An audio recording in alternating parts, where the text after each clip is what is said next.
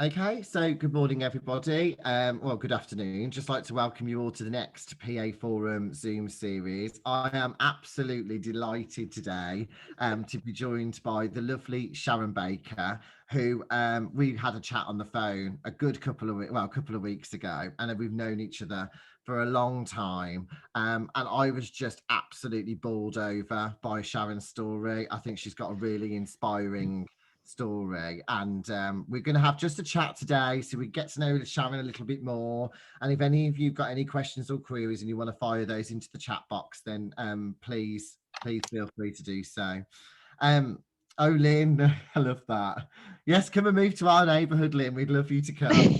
um Sharon, Yes. how have you been? How are you? How am I? I'm okay. Um, I can't believe I'm in 7 months of working from home, as I'm sure everybody else. It's just I was saying to Dan before you all joined, I've put some makeup on today, which has been the first time for a long time, and I've forgot what I did. I was looking at all this makeup thinking it's been so long since I put my face on, so it's been nice to sort of get ready and do my hair and put some makeup on. But yeah, it's been it's been strange, and I count myself very lucky to be working for an organisation that supports the technology that allows us to work from home, and it's pretty seamless for us. It's exactly like I'm at work, Yeah. only I'm at home, and I will give an advance warning. My cat might jump on me in the middle of this call, so if he does, I will try to keep him away, but he has a habit of doing it, especially when I'm on video. So Don't worry, no, honestly. And tell us, because we were just catching up before the call. You have got a full hedgehog, well, rescue. hedgehog hotel basically in your back It's garden, haven't you? it's basically it's a hedgehog rescue. I started it over a year ago now, and I've had 109 hedgehogs through. And it started off with my boss Kerry saying to me, "Oh, you should foster hedgehogs during the winter when they're hibernating. It's not a lot of trouble. You just have to muck them out and give them some food and da da da da." And then before I knew it, I was down in Tewkesbury on a hedgehog rehabilitation course, and I've set up my own rescue now. So at the moment, I have 14 hedgehogs in the shed, all at various different stages. I've got a real big, ginormous hedgehog called Scruff, who has been covered in ticks. We've been getting the ticks out of him, right down to a little tiny baby that's 180 grams that we're trying to Oh, give some medicine to and try to get her to eat. So yes, that is literally my life. Really is eat, sleep, hedgehog, work, hedgehog, rinse and repeat. Pretty but you know much. what an amazing, because hedgehog, I don't have a garden, which I'm absolutely gutted about, but I can see in here, I think Tracy, you're saying that you've got two that you feed at Yeah, home, bless you. I think we're all yeah, lovers of hedgehogs, so it's great to know that there's yeah. people out there like yourself that are really taking care of them. We'll come on to how we can support you a little Okay. bit later on, but Yeah. take us back. So when you sent me your story, which I love, Mm. take us back to the very beginning. Where did it start for you In what respect, in Dan? your From in terms of your career as a in PA? terms of my career, oh Yeah, gosh. I hated school. I couldn't wait to get out of there. I learned how to type back in the day on an electric typewriter. We had to literally sit there. The keys weren't blanked off, but we had to sit there with our heads up and literally learn how to touch type. And back then, because I'm quite old, back then the teacher would throw a blackboard rubber at your head if she saw you glance down at your screen. I mean, at your keyboard. I mean, it's good for me now because I can touch type. So once that was done, I just literally got out of there, which as I'm approaching a certain age, I wish probably I'd paid more attention to school, but I just didn't. So I left. I got my first job at Dynarod in Spark Hill in the office, managing the switchboard and basically being the office junior. And then from there, I just went from there. I'm trying to remember where I went. I think I went to an engineering company, yeah, and then went on to, was it Ernst and Winnie yeah. back That's then? it. Yeah, Yeah, I remember Ernst that and Winnie one. as it was then in the recovery department, which was all the insolvencies and stuff. I left there and went to a Ford dealership, which was horrendous. I didn't last there very long because I hated it and I left. And then I went to KPMG and I was there for nearly 10 years, I think. Wow. So Worked my way up from sort of a department audit secretary to corporate finance and then started working for partners. So I was a partner secretary then for quite a long time, working for a partner with a very fierce temper and reputation. And then in 2000 I left and went to work for Calthorpe Estates, which is that where all the big estates in Edgbaston? Is that yeah. where? So Oh wow. on the Hagley Road, there's a white building on the left-hand side if you're going away from Birmingham, and that was my office. I worked for the chief executive and the finance director there, and I loved that job. Yeah. I only left because along came a man, and we ended up relocating, and we went down to Southampton. And lived and worked down there for a while. We bought a boat. I don't think I've told you this bit, Dan. No, you We haven't. we bought a boat, and I took a sabbatical for 6 months. And my boss at the time said, "Well, I don't know if I can give you this much time off." And I said, "Well, if I was going off to have a baby, you'd give me 12 months and you'd let me come back part time." So he rolled his eyes at me and signed the form for my 6 month sabbatical, and off we went traveling. Oh, Came fantastic. Where back. did you What go? else? We got as far as the Azores Mm. on a 37-foot sailing boat, so it was pretty hairy. There were a couple of times when I genuinely thought we were going to die. Oh wow. And then, oh gosh, then I came back to Birmingham because that all just went a bit wrong at the end of that. Came back to Brum, started working for Grant Thornton. I'd worked for Grant Thornton down in Southampton. So when I came back to Birmingham, the Grant Thornton office in Birmingham had a vacancy and I applied and I got the job. So then I was back in Brum and carrying on with my career. And then I'm trying to remember what happened after then. Did you start at Deutsche Bank then? Yeah, at the very, very end of 2011, I joined DB as a PA to the site head and the HR director. And then from there, I moved to work for an MD. So I'd got to know some of the PAs in London quite well. And I had a tip off that Tony was coming to Birmingham as an MD. So I basically went and introduced myself to him. He knew who I was. I made sure I helped him. And then when he obviously had a PA role going, I applied for it and he knew who I was. So that kind of paved the way a little bit for me to get into technology. The leap into technology from infrastructure, if you like, was quite difficult because technology people have a completely different language. So I remember in the early days, I was on a call and somebody said, "Oh, I've got to go, I've got a fire drill." And when he rang me back, I said, "Oh, how is your fire drill? I hope you wasn't out the building for too long." And basically, a fire drill in technology means he's got to drop everything and go off and do something else. It doesn't mean the fire alarm's gone off and he's had to leave the building. So, and they also say they don't have the bandwidth for things, which means I'm busy. I Oh can't do really? it. So it doesn't Yeah, mean my Wi-Fi is down and not yeah, working. yeah. So it's exactly that. So yeah, so that was being in technology really from going from HR to technology was quite a jump anyway. And then I worked for Tony for quite a few years, and So then of course he went off to India. So would you say then that, I think there seems to be a lot of, organizations, particularly now at the moment, have got so much change happening. People are yeah, moving left, right, and center. There yeah. might be people leaving, people coming, people being made redundant.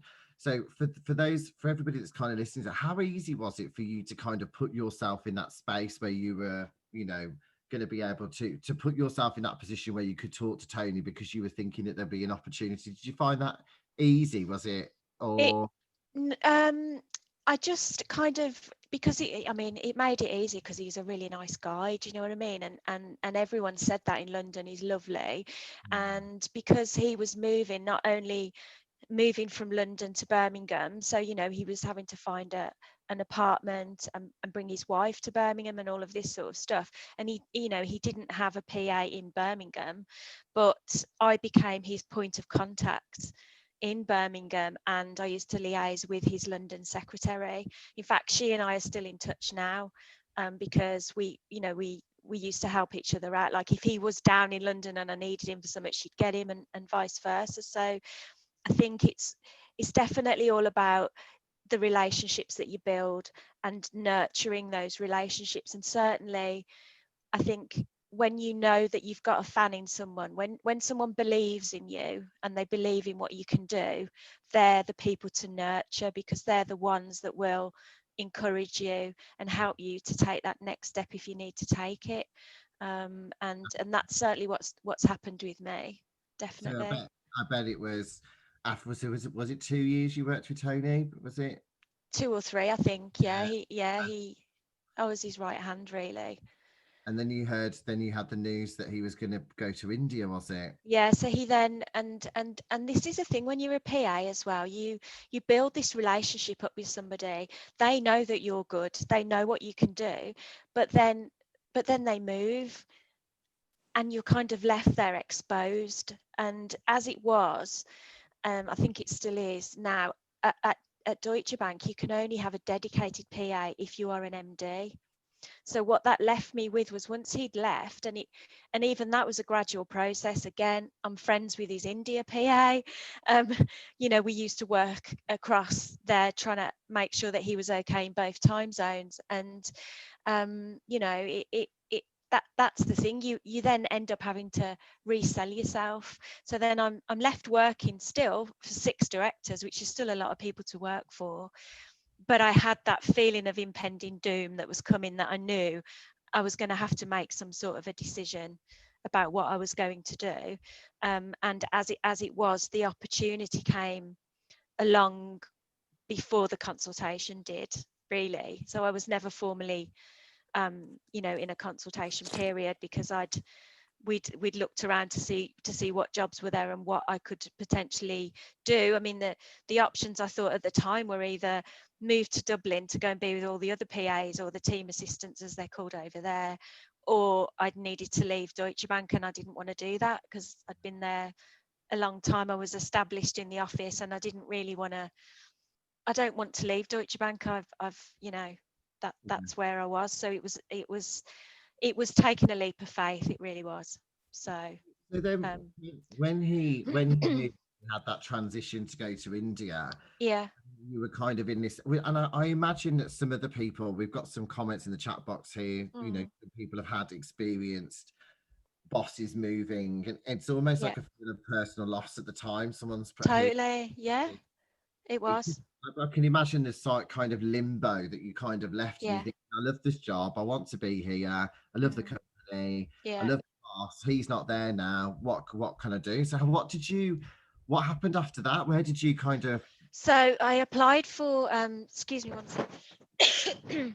I applied for a job in end user computing, as it's called now, which is the department that looks after all of the end users. So all of the staff that log in through the Deutsche Bank network, that basically looks after all of their stuff. So I'd already started to try and broaden the PA role to try and take on a bit more, so I wasn't just the traditional PA.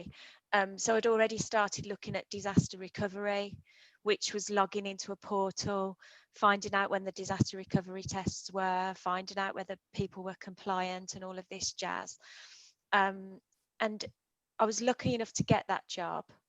And what I did then was I looked around to see who was around me, and I spent 30 minutes or so over the first few weeks sitting with every person in that area just to find out what they did. Some of it went in, some of it went straight over my head. But by doing that, people get to know where you're coming from. they know that you're willing to learn. And it was that kind of my transition really from being known as, they call me the font of all knowledge in Birmingham, because if Sharon doesn't know, she'll know someone who does. So it was trying to get away from that kind of persona and trying to moving into being an actual person that's sitting there doing all this stuff that I've been watching them do for like many years. And it was quite strange. And when I physically moved out of my old desk, Simon Peach used to come round, and I'd be up like a meerkat. I'd be like, oh, here's Peachy, like he's coming to ask me to do something, and I'd be sitting there smiling at him, and he'd walk straight by, and I'd be like that, oh, not anymore.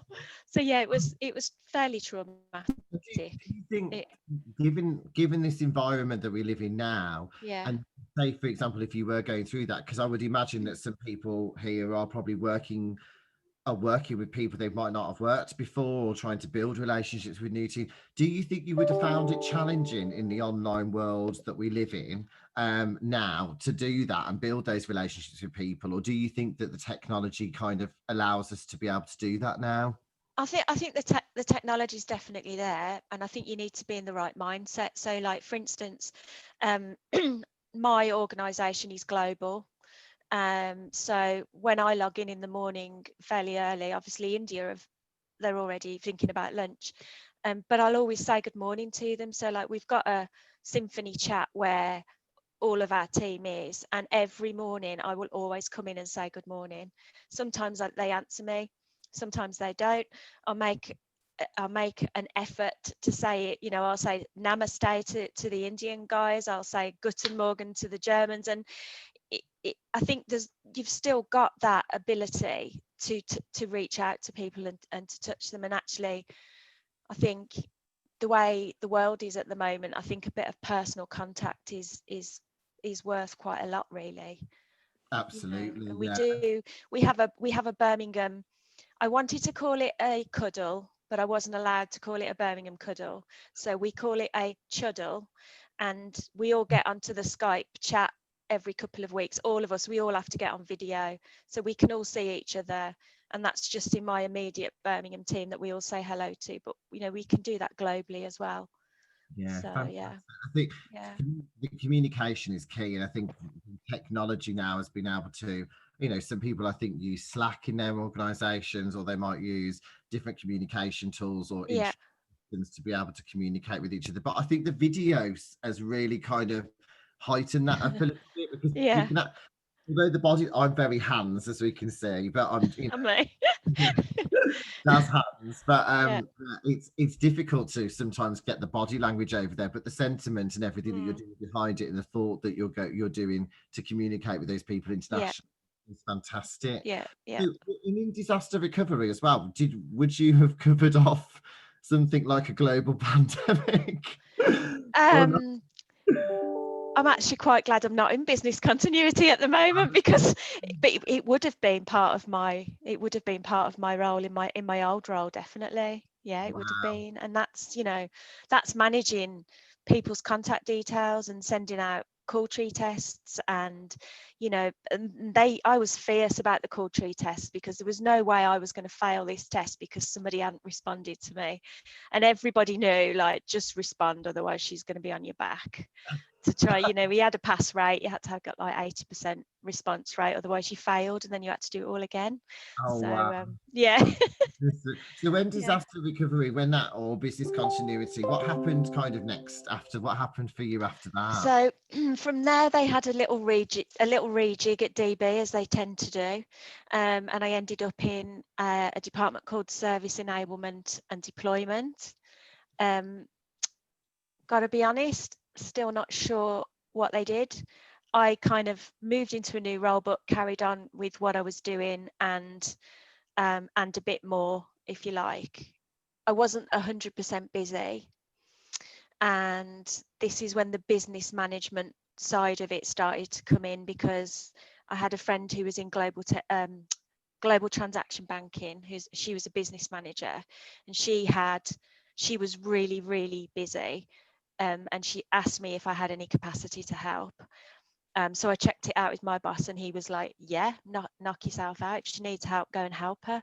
And that was the initial first steps of then going into business management. And this particular task was getting an Excel report from our CRES team, which are the people that look after all of the buildings globally, and then checking out what we're being charged for so many desks in so many buildings. And as it was that first task I did for them, I found out that we were being overcharged for desks that weren't even ours, that we weren't even using. So that first task I did for them actually saved them money. Oh, wow. And so from there, I carried on helping her out where I could, and then, she had a job or a role that came to Birmingham, and so I felt as if I could apply for it. But again, it was a leap of faith. It really was a leap of faith, because I was, pretty useless in Excel. My biggest strength, I think, really was the fact that I know everybody, and I know where to get stuff that I need, while I find my feet. But yeah, certainly Excel's been the biggest challenge I've had to cope with. How did you overcome that? Trying to do a few online tutorials, going to people that I know can do it really, really well, and getting some help from them. I used to have a notepad on my desktop that had all of the VLOOKUP codes that I might need just to remind my brain what it was I was trying to do. And I can actually now do a VLOOKUP on demand, which I'm still delighted about. So yeah, it was literally just, again, gathering all that information and holding on to it till I needed it, and being open to learning new things, so yeah, I wouldn't say I'm an excellent user of Excel. There's still a lot to go, but my manager, who's now in America, he's always on screen share to me, and I will sit, if I know if he's got a task and I know what it is that he's got to do, quite often I'll just sit here like we are now, and I'll watch him do it on the screen, on a screen share, and then it makes me understand how he's, why he's doing something a certain way. So yeah. Okay. So you had Yeah, this opportunity then. So, you identified somebody that really needed some support. You had the capacity to be able to help them. yeah, And obviously you not only helped them, but you also implemented some change in the business with the costing, etc., which I yeah, think is something massive that people are looking at now, yeah, particularly inwards into their own offices. yeah. What happened after that?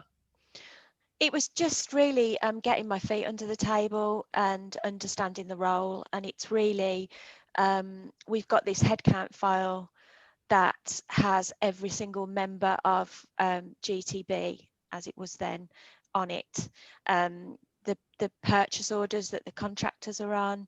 So I suddenly went from like managing diaries and doing disaster recovery and all of that, to like looking at actual data and doing tasks that actually had an end point to them, like onboarding a contractor, for instance, who would then be going into the business to do some work, offboarding one that might be leaving, checking out holiday reports, making sure that people are taking all their holiday, which at the moment we've got a worry with, because everyone's at home, so we've got a build up of holidays. So it's identifying risks through that way. Doing purchase orders, so you can't do anything in Deutsche Bank without a purchase order, so I learned how to raise purchase orders. What else did I say on that email? Yeah, well, after with all those responsibilities, Yeah, obviously things are being coming to you left, right, and centre, and you were spotting those opportunities for you to be able to think, I'm going to take that on head on. yeah. When was this kind of opportunity of the business manager opportunity available then? It was the role that Kerry had advertised. Oh, So by the time I'd helped her out a bit, yeah. she realised I had the potential to be able to go into that role and do it, and it was by no means easy, and I was as terrified as I was when I moved into technology, but with a bit more of an understanding of technology. So it wasn't the leap of faith that it really had been when I went literally from a PA into disaster recovery. But there's, having a Birmingham team, which I didn't really have before. I just had a manager that used to sit next to me. So this suddenly I had a team that I used to sit with on the 6th floor in Brindley, and that was lovely. It was so nice to have people around me.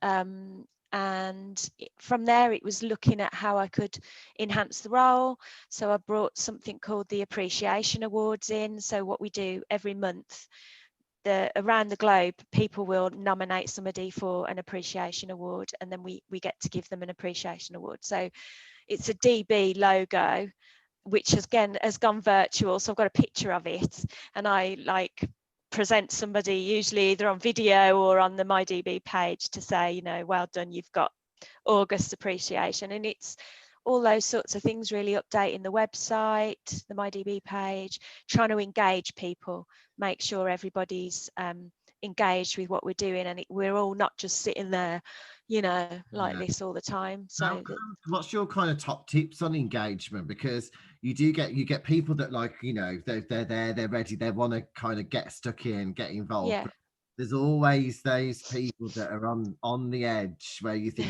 come on, get involved a little bit more.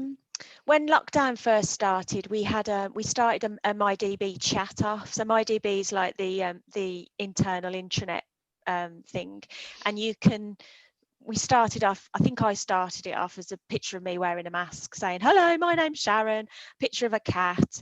And then I wrote all the things that I love: hedgehogs, Formula One, running, this is what I do in my job. And here I am sitting at my desk. And then I tagged someone, and then they had to do it. And it literally went all the way around. Everybody, not everybody, most people joined in. So you got to learn something about people. And there's a manager that I thought was very serious. He actually posted a picture of himself wearing bunny ears. So he was sitting there with bunny ears on, and I was like, oh, look at him. So everybody kind of got to know something about other people. And I think it's making it human. It's having that human contact, which I think is lacking massively now with the way we're all having to live and work. Yeah, absolutely. I mean, I have my bunny ears on every Saturday, I can tell you that. 100%. In the kebab shop, Dan, yeah. But so with can you just, who's your title now, the assistant vice president? So it's a corporate title. Yeah, it's a corporate title. So yes, I am, but I'm known as, on my signature, I think it says business management specialist, because that's the role that I'm performing at the moment. That's what it's called in our HR system. But I joined the bank as a senior analyst, and then I went to associate while I was actually, after I'd moved away from Tony, I went up to associate when I was in one of the new roles. And then during the first year of working for Kerry, I went up to assistant vice president. So yeah, that was a promotion. But that happened literally as lockdown happened. So I wasn't able to celebrate. Well, we need to celebrate for we'll have to have a virtual party. Yeah, so I'm coming up on 2 years in a business manager role now. So yeah. That's awesome. What would you say has been your biggest challenge as a business manager? Just believing in myself and not worrying about everything, because I'm a terrible worrier. And I remember there was one weekend I spent the whole weekend worrying about this one particular guy who I knew for various reasons was going to be off-boarded, and in my mind, he couldn't pay his mortgage. Oh my God, and Kerry, on the Monday, I phoned Kerry up. I said, I've got to talk to you about this, because I was really upset. And she said, you fool, please don't do that again. She said, it's the same as you not being able to log into Deutsche Bank's system. She said, Deutsche Bank will still pay you. The vendor will still pay that guy. I was like, oh, I wish I'd known that before, so it's talking about the things I'm worrying about. If I am worried about anything, just to make sure that I'm talking about it, because I tend to let things build up and then it all comes out in a big woof. It's kind of making sure that I'm doing the best job I can do. There's only so many things I can do. if something goes wrong, it's not necessarily always my fault, you know, and how to put things right. But the biggest thing is my own self-belief. So I don't know if you've heard of imposter syndrome. Yes. But every day starts, I wonder if today's the day they're going to know that I'm rubbish. You know, Well, it's that kind of thing. we've actually got a question about it. It says, Yeah. did Sharon experience anyone considering her an imposter, so to speak? And I don't know whether you Me? have that feeling of the imposter syndrome, which is something that's quite, you hear those words quite a lot now. Yeah, I don't think if anyone did, they didn't voice it. I didn't feel, and probably more skepticism from people outside my area who perhaps didn't know me as well as the people around me that did, because those people that were around me, there was somebody there to help me the whole time, you know, and that's relationships that I'd obviously built up over the years, but knowing who you can go to for help, and having someone relate to the way you feel. So you don't just feel like you're there on your own. But like I said before we started the call, you know, I still had a few teary moments in the toilet, number 5 Brindley. But you know, you have to dust yourself off and get on with it, really. And I took my ITIL foundation as well during those couple of years before I moved to be a business manager. And I was sat in a training course with a load of geeks, sitting there thinking, oh, I really hope I pass, because I'm going to look a real numpty if I don't pass. And as it turned out, I think there were about 12 of us. 2 people didn't pass, but I did. And this is a former PA with no technology experience, and somebody, you know, a couple of people who were, you know, self-branded technologies, people didn't pass. So it's amazing what you can put your mind to. Absolutely, and I think that's what it is now. People, I think we're hearing this phrase now that, you know, what is the next? What's the next level for people to kind of, you know, upskill on, or what, you know, what other titles are out there? We've got things like chief of staff, business manager, personal assistant, executive assistant, lots of different titles with different meanings, different organisations with different meanings as well.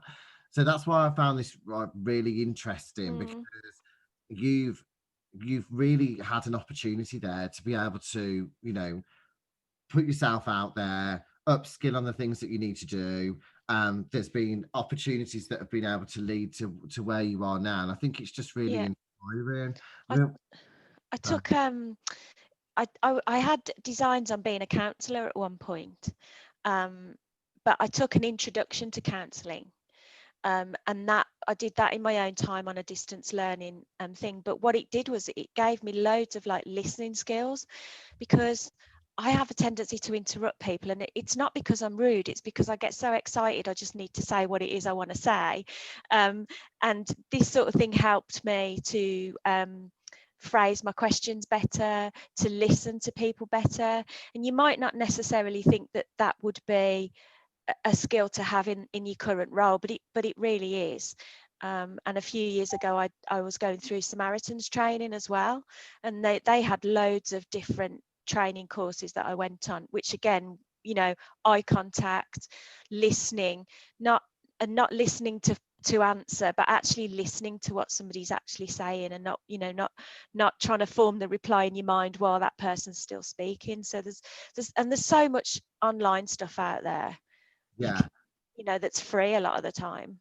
We did when we had our conference, we had a session on NLP, and I just found that really interesting, because it just understands how to have a different perspective on things and listening skills, etc. And I just find things like that really interesting, because you just learn so much. But I think the key thing here as well is that you've really utilized your relationships in all of this. And I love the people side of things. I really do. It's I love the team. We haven't done it for a while now, but team building sessions, getting to know people better, all of that sort of stuff I really think's brilliant. I love all the touchy-feely stuff. Yeah, absolutely. So, it's just a shame my cat's just come in now, so I'm going to apologise in advance in case he jumps up. That's okay. Will we get the catwalk? You might do. Oh, I love that. Brilliant. We've had a couple of questions. So we've got here, we're interested to know if Sharon would have sought out a new role if her MD hadn't moved to India, or if she would have stayed in her PA role. Was the nudge needed, or would you have moved to another role? No, I was happy where I was, so I probably wouldn't have moved. Although I was trying to get up to the next corporate title. So as a PA, I was a senior analyst, and it was very difficult as a PA to get up to associate. So while Tony was around, I was trying to spread my wings a bit to see if I could call myself a coordinator, or to try and drop the PA bit with the hope that then I could get up to the next corporate title, but it didn't happen. So yeah, but no, I probably wouldn't have done. Yeah. Okay. Interesting. So Yeah. the next question we've got is, so were there any particular skills or areas of experience that Sharon felt she lacked when making the move to a business manager role? And what, if any, areas did she need to work on in order to prepare herself to make the change? The biggest thing that I've had to improve is Excel, which I've touched on already. But yeah, the Excel thing was just, I used to watch Kerry do her VLOOKUPs, and I'd be like, I'm like watching Britain's Got Talent or something. She'd be like, ding, 2 spreadsheets, and I'll be like, I'm never gonna be able to do that, but I can now. Wow. On demand. And the first time I did it, I was here on my own with the cats. I jumped out the seat. I've just done a VLOOKUP. You can't imagine the feeling of achievement that I got from that. And again, the self belief is, that's been the biggest thing. So with you basically, I think the Excel has really made you be able to be more analytical and suggest those things that I've always been called into meetings and it's like, oh, we need to save costs, where can we do this? But you just identify things by understanding those spreadsheets maybe a little bit more, perhaps. Being able to read a graph, understanding. The thing I'm trying to do at the moment is if my MD, and as I said, I used to be her PA, so we know each other really well, but if she asks for something, it's how I would present that back. And quite often I'll have a go at it, I'll send it over to Rehan in America, and he'll send it back in a different format, and it's understanding how she wants to be able to read the information. So for instance, everybody has to be logged into our HR system as working at home. So this is another thing where I've had to learn how to do pivot tables so that I can show how many people in India, for instance, are in self-quarantine, or how many are working from home, business as usual, all that sort of stuff, and presenting that data back to them. Wow. So yeah, it's understanding it. We have got a session coming up, I think, it's a very popular session in November, which is all about spreadsheets. Yeah. So I think that'll probably be quite a popular one. I might join you. Want to do a pivot table. Love it. Okay, so the other question we've got is, what are the main differences in terms of the types of work that Sharon does now, and does she still do any of the roles a PA would traditionally do? I have to stop myself from being, so my boss Rehan, bless him, sometimes his diary's a nightmare, and he's recently given me access to it, and I'm having to try and stop myself tidying it up, putting breaks in for him and stuff like that. And I am still happy to arrange meetings for him, because I'm not his PA, I'm his team member, but I see it as if I can help him, then I will. So the last couple of weeks, I've had to arrange some meetings for him regarding allocations. It's a finance meeting, and there were 5 MDs, and he was tearing his hair out trying to do it. And I said, you're a VP. There's no point you sitting there trying to figure that out when I can do it standing on my head. So he gave that task to me. But during the transition period, if someone came to me and said, oh, Sharon, I need a meeting room, I'd say, okay, I'll book it for you this time, but next time you need to go to this website address and book it yourself. Obviously in nicer, fluffier words than that, or ring reception and get them to book it for you. So although I would say, yes, I'll do it, I'll just do it this one time. Okay. And the tasks I do every day now are in no way related to my old role. Wow. Okay. Apart from the odd diary, looking at for my boss, which is fine. So you do have that elements of missing it and obviously using those skills to be able to identify it, but it's just, I guess it's the difference now between what your responsibilities are now and what they were. And it's I guess with the PA stuff, it's like putting a comfy pair of slippers back on. It's comfortable, I know, it's where I'm happy sort of thing. Whereas, when you're in a new role, I say it's a new role, I'm 2 years in, but I'm still learning new stuff every day, and I could go up to another corporate level in the current job. But that means I'd be at the same corporate level as my boss, and I've seen what he goes through. So I think I got quite happy at AVP, I think, for now. Did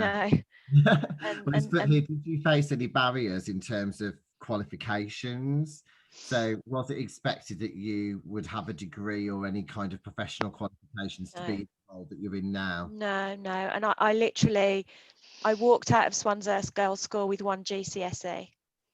And in fact, I think it was a CSE pass, which I think was a GCSE grade 3 or whatever it was. And then all of the stuff that I've got since then, I've done under my own steam. So I went back to night school and got all my RSA qualifications for typing, been on loads and loads of courses, but a lot of the stuff I've learnt and quals I've got have been since then, but certainly not to move into that role. It was all experience and potential, I think, that got me there. Fantastic. So just 2 more questions, and then if you've got any more, ladies, please pop those into the chat box. So what was key to your transition, and what, if any, were your career blockers? That's again the self-confidence. I think I've answered that pretty much. That really is the self-belief, is believing that I could actually do it. And I think having a couple of people around me that knew I could do it kind of encouraged me to have a try. And I thought to myself at the time, you know what, let's have a go.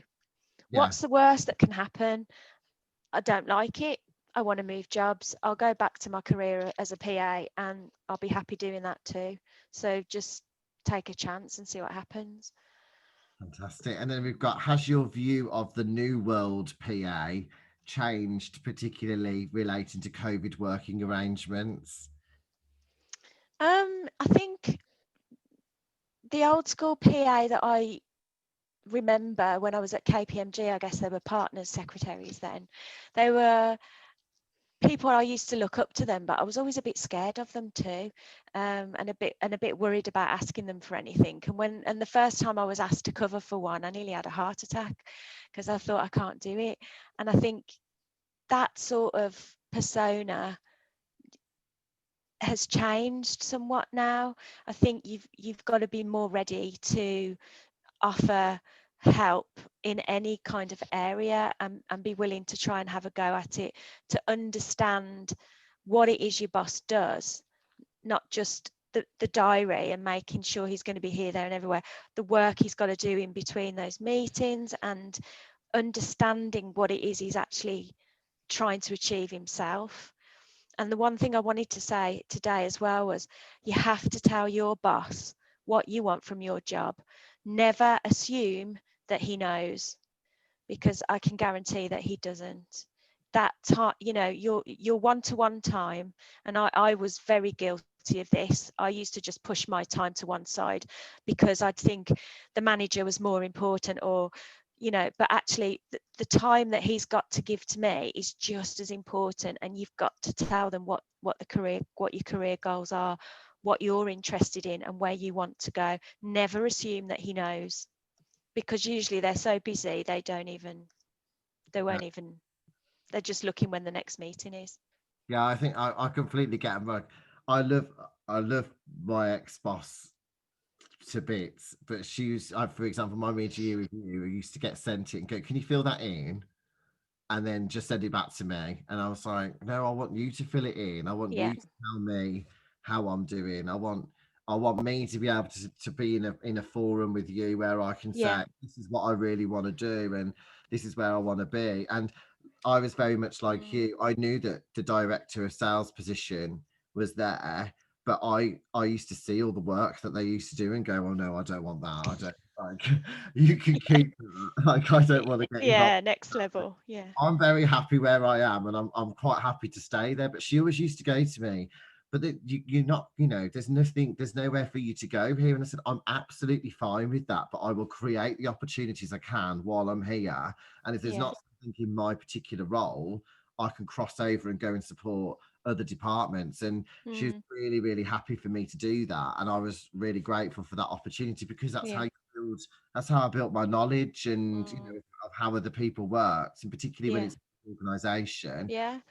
It's I think when I moved from being a PA, almost going on to the other side of actually of seeing the work that other people do, and I think the PA role is undervalued massively, and over the years I've had many people say to me, people a couple of corporate titles up from me have gone, "Oh, couldn't do your job, it's too hard." And I'd be like, well, why am I only a senior analyst then? Why is it so undervalued? That's what a good PA or front of house, someone that represents the boss, is so valuable, you Yeah. know. Yeah, I had a call this So morning, and yeah, there was somebody who watched back, who wasn't a PA, and they watched back some of the interviews on our YouTube channel. They went, "You just have no idea how influential they are and how important they are to yeah, the organization." And hmm, not literally side by side with the boss. And it's, and you see those relationships. I do feel like, I don't know whether some of you agree, I feel like things are changing slightly, but I think COVID and the pandemic, and now completely working from home, mm, has shifted people's confidence, because they're thinking, "I'm not seeing my boss so much anymore." yeah, Some organizations work quite virtually, which is great, because for them it's not been too much of a change. But for those yeah, do see their boss every day, yeah. it, it's been I mean, quite. yeah, I used to have that when Kerry's moved away from business management now. She's gone into risk and assurance, but she's still my local Birmingham manager. So I still, used to see her every day. I mean, I used to call her my work wife, Yeah, because we were always together. And whereas Rehan, who's my actual boss, he's in New York. So he said to me the other day, "How do you feel? How do you feel like? Do you want to go back to work, back into the office?" And I said, "No, I get fed up here on my own. I've got the cats, got the hedgehogs, and the postman comes by sometimes. But but even sometimes I get lonely. I'm still not in any rush to go back into the office." And he's like, "Well, I don't mind where you are as long as I can get hold of you. I don't care." He said, "You can stay at home if you like." And I was like, "Oh, okay." well, we End of definitely get that March. drink booked in, lovely, don't we? We'll be on the street. We'll be walking down the street with a can, I'm sure. So Yeah. we'll have a good natter. But I would love to come over and see the hedgehogs when we can, and we're in a different Well, world. you can. I mean, the thing is, Dan, you can, because I've got a side entrance, and Okay. that's the way the hedgehogs get brought into me. People wear gloves, masks, and you can just Yeah. come down and have a. Well, tell But us, yeah. tell us then. So, Yes. with the hedgehog, so you've got your Facebook page, haven't you? Yes. I've got Facebook, Instagram, and Twitter. And it's called Array for Hugs. You might Array have to for put Hogs. So, ARRAY number 4 hugs. I'm running a little competition at the moment for people to make decorations for inside of the rescue, because it's a bit bare inside. It's just full of hedgehog hutches and stuff. And somebody sent me a little Halloween hedgehog which I've hung from the rafters in the shed. So I'm running a little competition at the moment to see if people would like to make decorations for me. Like I said, I've had 109 hedgehogs through. We have around a 60% success rate of them not dying, because obviously hedgehogs, when hedgehogs come to a rescue, it's not because they're happy, it's usually because something's wrong. I've hand reared my first 2 this year from a week old. And it's all self-funded. So I've got a crowdfunding page on Just Giving. So you're going to send us those links. If you can send me those, indeed, yeah. I can share it with you all. If you can share the Facebook page, or if you can share the link to the plan, we can help and support Sharon in any way. Thank you. Cold times are coming, so you need to keep them nice and warm and cozy. Yeah, it's a lot. It's a lot. It takes me. My friend comes in 3 times a week, but it takes me. I mean, yesterday morning I was in the shed at 5:45, and I'd finished cleaning them out and feeding them and giving them all the medicines by 7:30. So that's every morning. Julie's been cute with the cat. Love it. No, has anybody got any final questions for Sharon today? That's gone really fast. I know it has, hasn't it? I like to have a really nice chat, and I just think I've relaxed now. Really, I know you always relax at the end. It's like, it's been lovely to talk to you, and I'm so glad that we've managed to kind of reconnect again. Yeah, it's brilliant. Thank you. Thanks for asking me. And Sharon's decided that she's quite happy to come onto the PA Forum mentor scheme. So obviously when she has the capacity and if she can to help. Bandwidth, Dan. Bandwidth. Oh, sorry, am I back? No, I'm saying when I've got bandwidth. When she's got bandwidth. Sorry, I thought. I'm talking like a geek. When you've got bandwidth that you can help us some of our members. Yes, definitely. Who are interested. Be happy to. In that area. So tune in tomorrow, where we have got the 1 o'clock tomorrow afternoon. We've got the PA Forum and PA Guide Festive Showcase, another one, the 4th one now. So we've got different suppliers on tomorrow. I'll send you that link. And at 4 o'clock tomorrow, we've got an introduction to the new side of G Suite. So if you're not used to working with Google, or if you have got Google personally and you want to learn more about that, that's going to be a webinar tomorrow at 4 o'clock. But just wanted to say again, thank you so much, Sharon. Thank you. Thank you for having me. Thank you so much for joining. Thanks, everyone. Have a good day. All right. All right. See you later. Thanks. Bye. Bye.